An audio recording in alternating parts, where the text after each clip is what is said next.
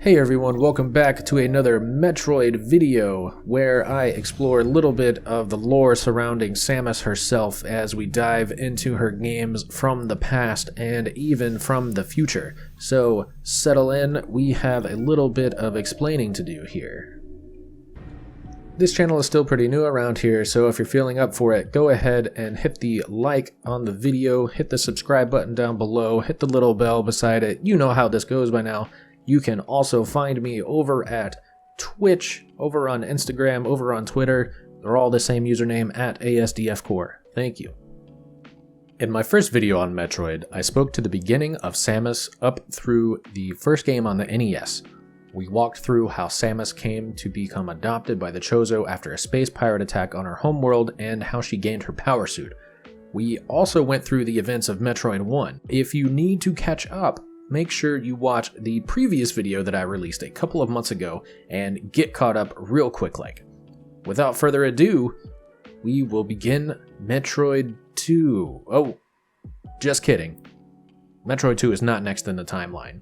Actually, next is Metroid Prime for the GameCube.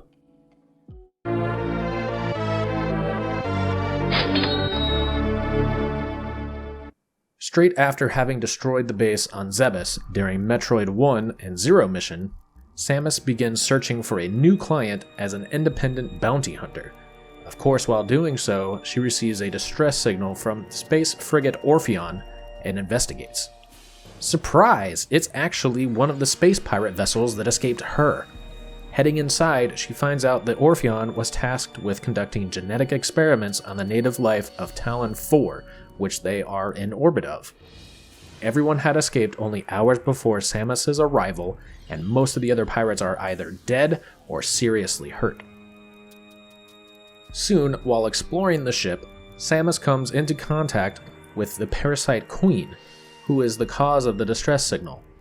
After defeating the Parasite Queen, it falls into the ship's reactor core, which causes a very large explosion, leaving Samus stripped of her various suit's abilities for the most part. Samus notices Ridley, who is now mechanized with cybernetic implants, descend upon Talon 4. Of course, Samus follows in her ship. Samus explores the planet and finds it full of two things: Chozo ruins and Phazon. Phazon is a radioactive substance that the pirates have been using in their experiments to corrupt and mutate genes. Seemingly just a mineral, it is later discovered that Phazon is closer to that of a superorganism.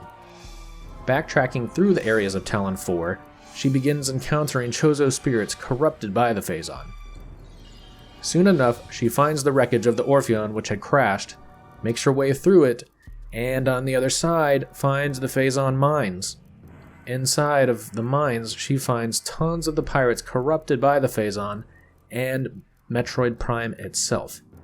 The Metroid Prime has an ability to absorb an endless amount of the mutagen and is the key to eradicating the Phazon. Defeating the Omega Pirate grants Samus immunity to Phazon and gives her suit capabilities of using it as a weapon. Samus then unites 12 Chozo artifacts to unlock a barrier around a meteor impact crater, defeats Meta Ridley, outwits the Metroid Prime by overloading it with Phazon, and escapes while the crater collapses, taking the Phazon with it. Seemingly. And that's it. Join me next time when we finish out the Metroid Prime trilogy and discuss what happens in 2 and 3. Remember to like the video and subscribe, as that will help out the channel a lot. Thank you so much. I'll see you next time.